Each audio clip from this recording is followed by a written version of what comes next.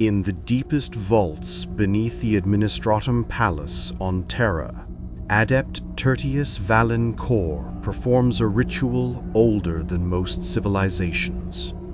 With trembling fingers, he updates the Daily Mortality Codex, a massive tome bound in blessed parchment that records humanity's endless bleeding.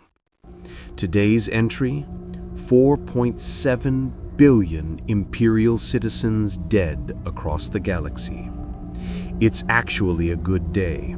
Yesterday was 6.2 billion. The numbers should break any sane mind, yet Kor has performed this duty for 47 years without faltering.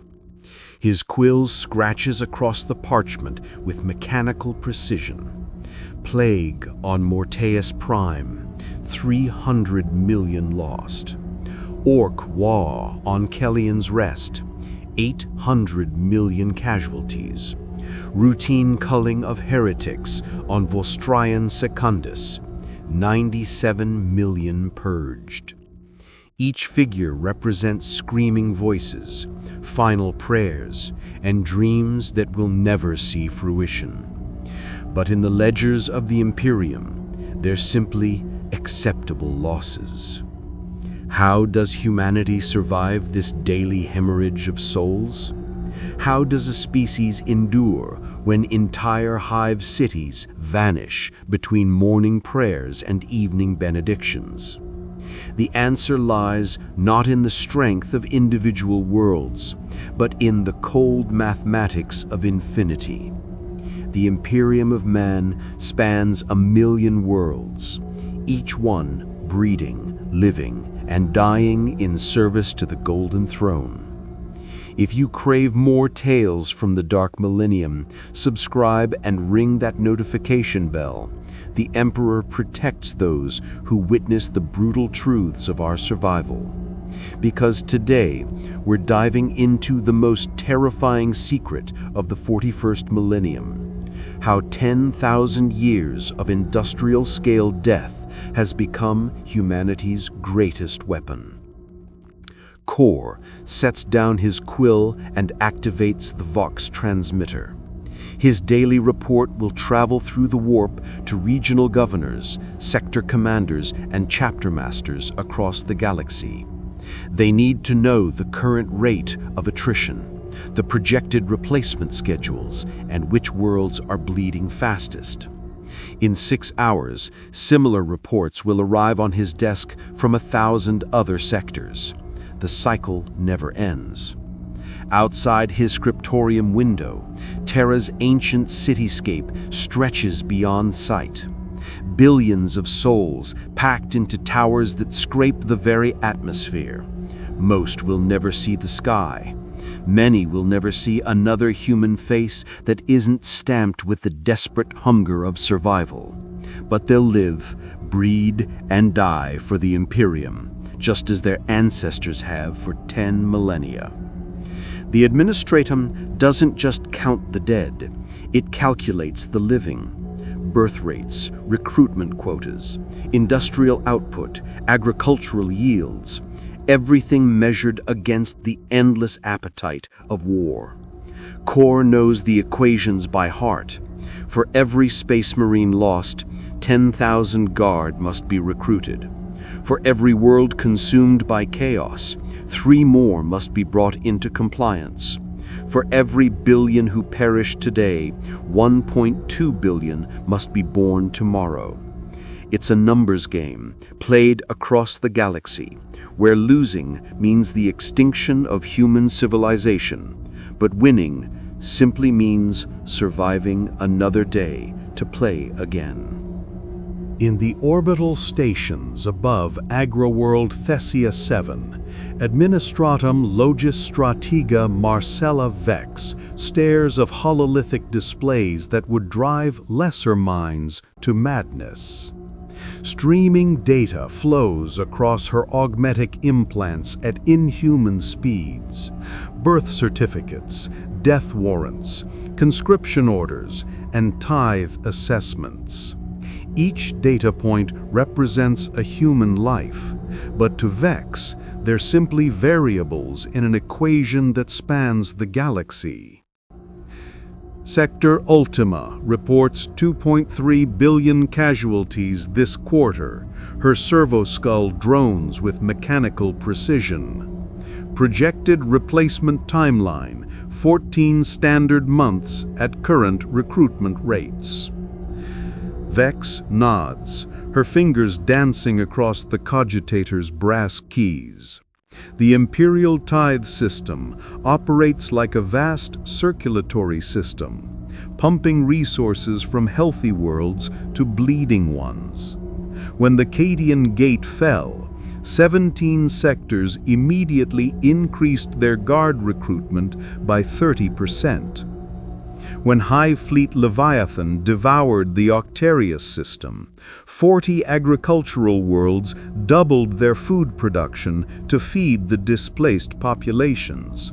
The Imperium doesn't just replace losses, it overproduces them.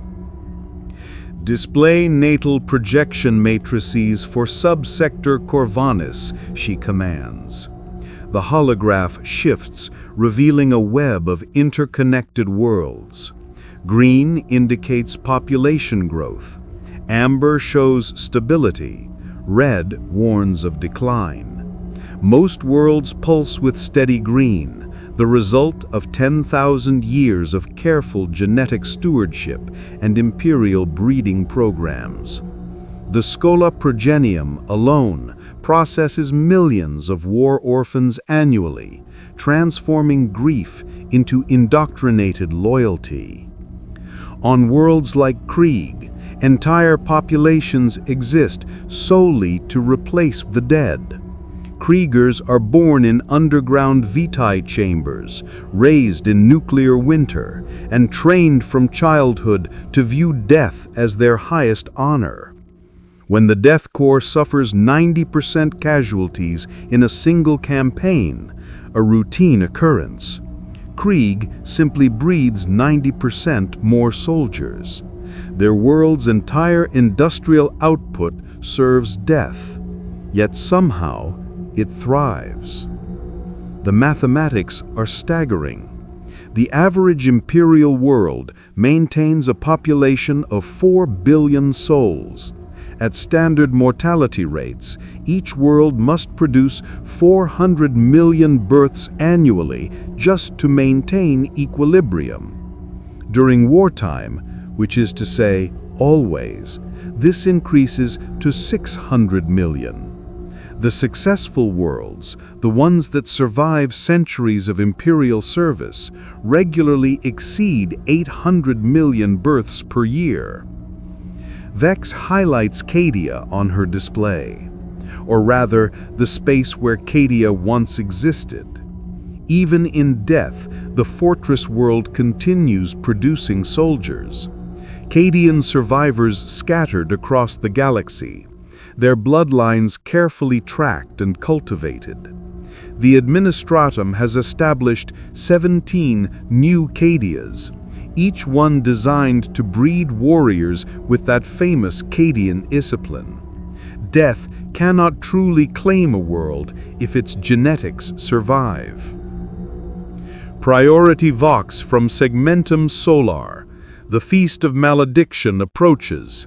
All sectors must increase recruitment quotas by 15%. The Feast of Malediction, a celebration of humanity's defiance against extinction. Across 1 million worlds, billions will gather to honor the dead, swear new oaths of loyalty, and witness mass conscription ceremonies. Young men and women will step forward to replace the fallen, their families weeping with pride and terror. It's poetry written in blood and mathematics, beautiful and horrifying in equal measure. Vex updates her calculations. The Imperium doesn't just survive its daily losses, it transforms them into recruitment tools. Every martyred guard regiment becomes legend. Every devastated world becomes a rallying cry. Every billion dead becomes proof that human sacrifice can hold back the darkness. The larger the losses, the more fervent the replacement generation becomes. Deep in the underhive of Necromunda, breeding mistress Katya Volsk oversees humanity's most crucial industry, the production of more humans. Her facility, Reproduction Complex Theta 7, spans 40 levels and processes 12,000 births daily. The air thrums with the sound of artificial wombs, genetic scanners, and the endless crying of newborns who will never know their biological parents. Quality Control reports optimal genetic markers in batch 7741. Her tech adept assistant announces through Vox speakers. Imperial Guard compatibility rating 94.7%. Volsk nods approvingly. The Imperium learned long ago that natural reproduction alone cannot sustain galactic war. On worlds like Necromunda, vast breeding complexes supplement traditional families, using advanced genetic templates to mass-produce soldiers, workers, and specialists. These facilities operate with assembly line efficiency. Conception, gestation, birth, and immediate assignment to upbringing facilities. A human being can be ordered like ammunition and delivered within 9 months. The genetic libraries contain DNA samples from history's greatest heroes: Cadian shock troops, Catachan jungle fighters, Valhallan ice warriors. Their bloodlines preserved and replicated across countless worlds. When the Administratum requires 10 million new guardsmen for the Damocles Gulf Crusade, they simply activate the appropriate genetic templates and begin mass production. In the nursery levels, servo-cherubs tend to thousands of infants, while recorded imperial hymns play continuously. The babies will hear the Emperor's voice before they hear laughter, learn the Imperial Creed before they learn their own names. By age 5, they'll be sorted into career tracts. Warrior candidates show aggression and physical coordination. Adept candidates display mathematical aptitude. Worker candidates demonstrate obedience and stamina. Volsk activates her personal Vox unit and connects to similar facilities across the Hive. Status report from all complexes. Theta 1 through Theta 15 report optimal output. Daily production, 180,000 new Imperial citizens. Weekly genetic diversity index, acceptable parameters. Necromunda alone produces 65 million new humans annually, but it's merely one of countless such worlds. Across the galaxy, birthing complexes, family subsidies, and breeding incentives ensure that humanity's numbers grow faster than war can consume them. On the agri-worlds, families receive food rations based on the number of children they produce. On Forge worlds, couples who birth potential tech adepts gain priority housing. On Hive worlds, population density itself becomes a survival mechanism. When billions live together, millions die together, but billions more remain. The most successful worlds have turned reproduction into a religious duty. The cult of the sacred womb teaches that every birth strikes a blow against chaos. Every pregnancy weakens the enemies of mankind. Pregnant mothers receive ceremonial honors. Multiple children earn families elevated social status, and barrenness is considered a form of heresy. Still with us in the darkness? Hit that like button if this brutal mathematics of survival chills your soul to the core. But raw numbers tell only half the story. The Imperium has perfected something far more sophisticated than mass breeding: psychological conditioning that transforms loss into motivation. When young soldiers witness their comrades die, they don't break, they harden. When civilians lose family members to alien raids, they don't despair, they volunteer for militia service. The Imperium has weaponized grief itself, turning every funeral into a recruitment ceremony. Volsk receives her daily priority orders: increase warrior caste production by 8%, reduce worker caste output by 3%, initiate emergency protocols for psyker screening. Somewhere in the galaxy, a world has fallen and its specialized population needs immediate replacement. Within hours, her complexes will shift their genetic programming accordingly. In the Cathedral of Remembrance on Ophelia 7th, Sister Hospitaller Agatha Thorne tends to the grief-stricken mothers of the 47th Ophelio Regiment. 3 billion sons and daughters died on Cronus, an entire generation consumed by Tau pulse rifles and orc choppers. By every human standard, this should mark the end of hope. Instead, it marks the beginning of the Imperium's greatest triumph, the transformation of unbearable loss into unbreakable faith. "Your sons died as heroes," Thorne whispers to a weeping woman whose entire family perished in the Cronus offensive. Their sacrifice feeds the Emperor's light. Through their death, humanity endures. The woman's tears don't stop, but something changes in her eyes, a hardening, a terrible resolve. "My grandsons will serve when they come of age. I'll make sure of that." This is the Imperium's most sophisticated machinery, the conversion of human anguish into imperial strength. Every memorial service, every remembrance ceremony, every funeral rite serves a dual purpose. Yes, they honor the dead, but more importantly, they bind the living ever tighter to the imperial cause. The greater the loss, the deeper the commitment becomes. In the cathedral's archives, Thorne maintains the scrolls of sacrifice, endless lists of names, ranks, and final moments. But these aren't just records, they're recruitment tools. Young men read about their fathers' heroic deaths and demand to join the same regiments. Sisters study their martyred predecessors and volunteer for the most dangerous missions. The dead become more powerful in death than they ever were in life. The ecclesiarchy has perfected this emotional alchemy across 10,000 years. The cult of redemption teaches that suffering purifies the soul. The doctrine of necessary sacrifice proclaims that humanity's pain feeds the Emperor's strength.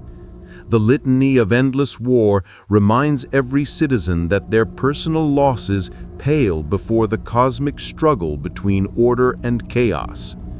On memorial worlds like Remembrance, entire populations exist solely to grieve professionally. Millions of mourners tend vast necropoli, recite endless prayers for the fallen, and maintain genealogies stretching back millennia. Their tears water the soil from which new zealots grow. When recruitment officers visit Remembrance, volunteers fight each other for the honor of joining suicide missions. Thorne activates her Voxlink and connects to the Imperial Navy frigate in orbit. Sister Thorne to Captain Valdez. The Cronus bereaved are ready for processing. Understood, Sister. Preparing transport for 17,000 volunteers. The Cadian 8th needs immediate replacements for their assault companies. 17,000 volunteers from a single funeral ceremony. They'll serve with suicidal bravery, driven by the need to honor their dead relatives. They'll inspire their new comrades with stories of Ophelium's sacrifice.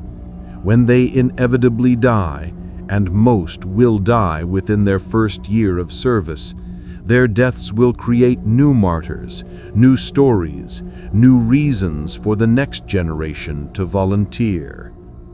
The Imperium doesn't just produce soldiers, it produces reasons to become soldiers. Every death creates emotional debt that only future sacrifice can repay. Every loss generates pressure that seeks release through violence against the Emperor's enemies. The cycle perpetuates itself with mathematical precision. Grief begets devotion. Devotion begets sacrifice. Sacrifice begets grief. In the deepest vaults beneath the cathedral, Thorn maintains files that would horrify even hardened space marines. Psychological profiles of optimal grief responses. Recruitment statistics correlated with casualty reports. Neural conditioning protocols for processing extreme loss. The alarm klaxons screaming through Subsector Command Tertius have never sounded this sequence before, the pattern reserved for total systemic collapse. Lord Admiral Cassius Haddock stands before the massive strategic holotable, watching as an entire subsector's worth of recruitment projections vanish into statistical chaos. The fall of recruitment world Magnolia Prime hasn't just cost the Imperium 8 billion lives, it shattered the mathematical foundation that keeps 300 worlds supplied with soldiers. "Sir, the cascade failure is accelerating," reports Adept Prime Kessler, her voice cracking despite decades of bureaucratic conditioning.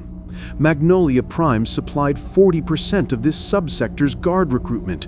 Without replacement demographics, we're looking at a 70% shortfall within 18 months.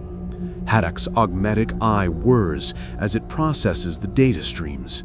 Magnolia Prime was a perfect recruitment world. High birth rates, aggressive population conditioning, optimal genetic diversity. Its loss to the Tyranid splinter fleet, designated Hydra, doesn't just mean 8 billion dead. It means 80 billion future soldiers who will never be born, trained, or deployed.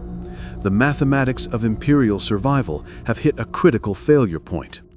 The holographic display shows the domino effect in brutal clarity. The Orc-Wa threatening Subsector Gamma requires 200 million guard reinforcements over the next 2 years. The Chaos incursion in the Veil Nebula demands another 150 million troops for containment operations. Meanwhile, natural attrition, training accidents, and routine garrison duties consume 300 million lives annually across the subsector's defensive installations. "Sir, incoming priority transmission from Segmentum Solar," announces the communications servitor. "Lord Commander Militant requests immediate status update on replacement schedules." But there are no replacement schedules. For the first time in recorded Imperial history, an entire subsector faces the mathematical impossibility of infinite war meeting finite resources. The carefully balanced equation that has sustained humanity for 10 millennia has broken down completely. Haddock activates emergency protocols he'd hoped never to use. Implement Contingency Omega-7, authorize forced conscription on all civilian worlds, lower recruitment age to 14 standard years, activate Penal Legion protocols for all minor criminal infractions. The orders flow outward through the Vox network, carrying desperation disguised as authority. On 300 worlds, planetary defense forces will begin rounding up children for accelerated military training. Factory workers will be press-ganged into guard regiments between shifts. Traffic violations will become capital crimes, punishable by lifetime military service. "Admiral," Kessler's voice carries a tremor of barely controlled panic, even with emergency measures, we're projecting a 40% recruitment shortfall. The number of available recruits simply doesn't exist. The tension builds, and subscribe to witness more tales from the Dark Millennium, where even the Imperium's vast machinery sometimes faces the impossible. Haddock stares at the holographic representation of his subsector, 300 worlds, 2.4 trillion human souls, and not nearly enough of them to survive what's coming. The Orc Wa won't wait for replacement soldiers to be born and trained.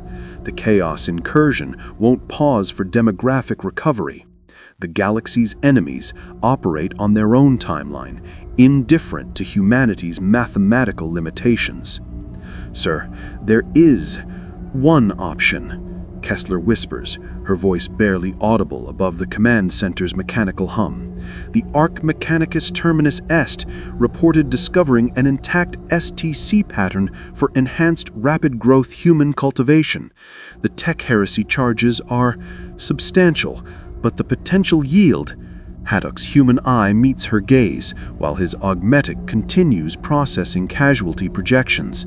Sometimes survival requires embracing damnation. Sometimes the mathematics of infinity demand crossing lines that should never be crossed.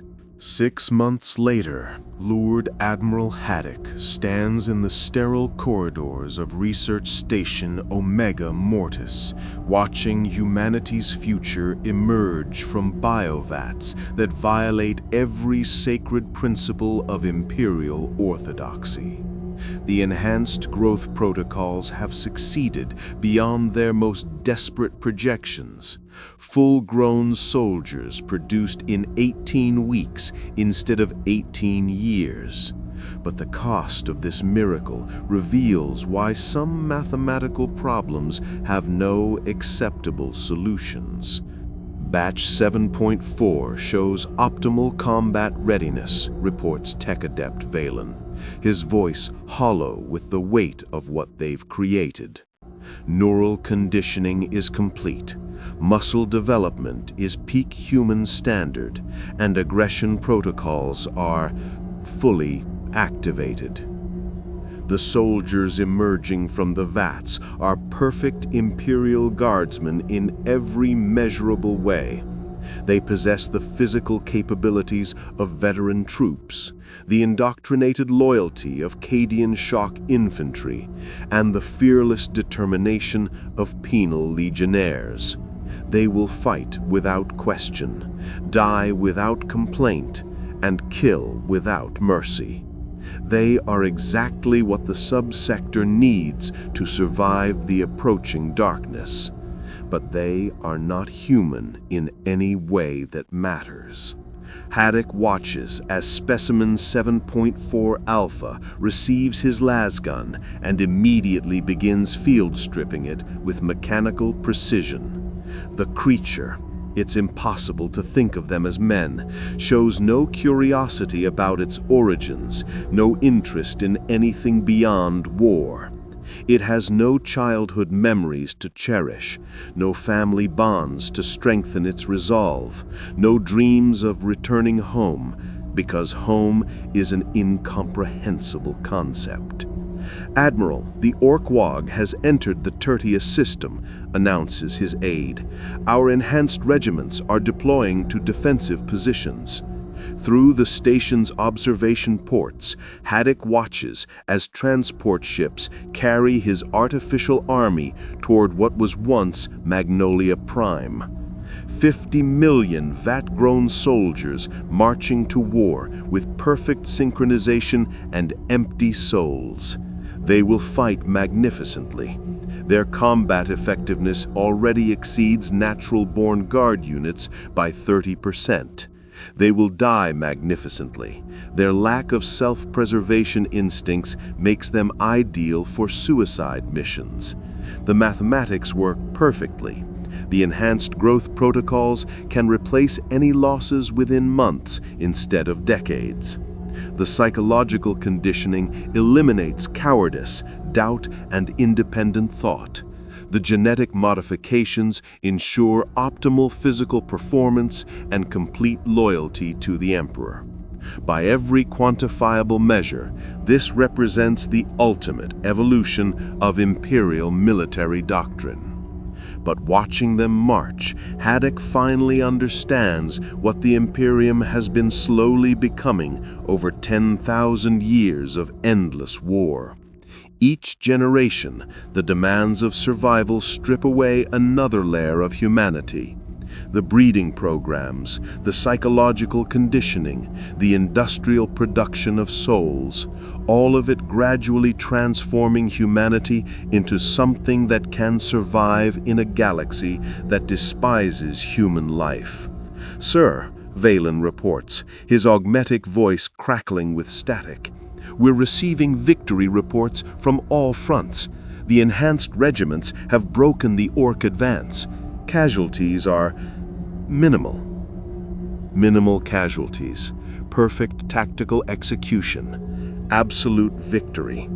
The vat-grown soldiers are fulfilling their purpose with inhuman efficiency, proving that the mathematics of survival sometimes demand abandoning what you're trying to survive for. Comment your theories below. What price is too high for humanity's survival? Haddock authorizes the construction of 17 new growth facilities across the subsector. Within 5 years, natural-born humans will be minorities in the Imperial Guard. Within 50 years, they may be extinct entirely, replaced by perfect artificial servants who possess all of humanity's capabilities and none of its weakness.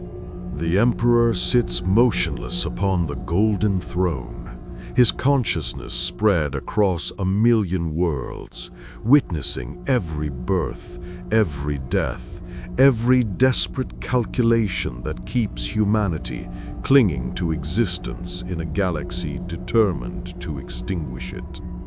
For 10,000 years, he has watched his species transform itself into something capable of surviving the unthinkable, and perhaps, in the process, losing the very essence that made survival worthwhile. The daily mortality reports continue to flow into the Administratum's vaults. Today, 4.2 billion dead. Tomorrow, perhaps 6 billion more.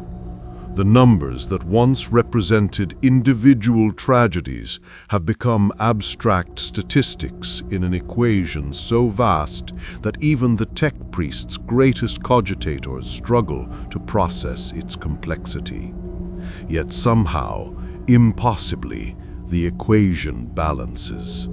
For every world consumed by Tyranids, 3 more are brought into imperial compliance. For every regiment annihilated by chaos, 5 more emerge from training facilities across the galaxy. But the true genius and horror of imperial survival lies not in the raw mathematics of replacement, but in the transformation of loss itself into strength. Every funeral becomes a recruitment ceremony. Every memorial service breeds new zealots. Every orphaned child becomes a potential saint or soldier. The Imperium has weaponized grief, industrialized sacrifice, and bureaucratized heroism until the distinction between salvation and damnation blurs beyond recognition. On Necromunda, breeding mistress Volsk tends her artificial rooms, while natural families weep for children they'll never know. On Ophelia 7th, Sister Thorn converts anguish into devotion, while mothers volunteer their remaining sons for certain death. In the depths of Research Station Omega Mortis, Lord Admiral Haddock watches perfect soldiers march to war while wondering if humanity's victory might be indistinguishable from its defeat.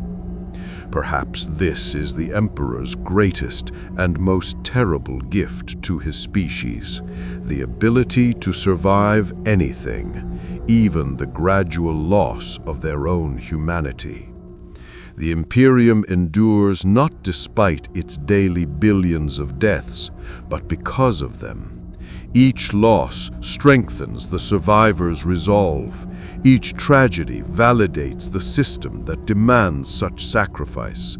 Each new grave fertilizes the soil from which new servants of the Emperor grow. In the end, the question isn't how the Imperium survives billions of daily deaths. It's whether what emerges from 10,000 years of industrial-scale dying can still be called human. The mathematics work perfectly. The replacement rates exceed all projections, and humanity's grip on the galaxy grows stronger with each passing millennium. But in the cold equations of survival, something essential has been lost, transformed, or perhaps deliberately sacrificed on the altar of necessity.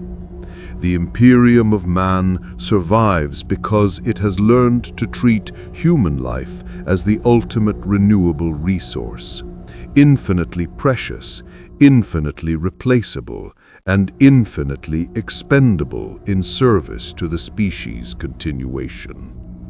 The Emperor protects, the litanies proclaim, but perhaps what he protects is no longer what he once sought to save. In learning to survive the galaxy's hatred, humanity may have become something equally terrible and magnificent, a species that can endure anything except the luxury of remaining unchanged.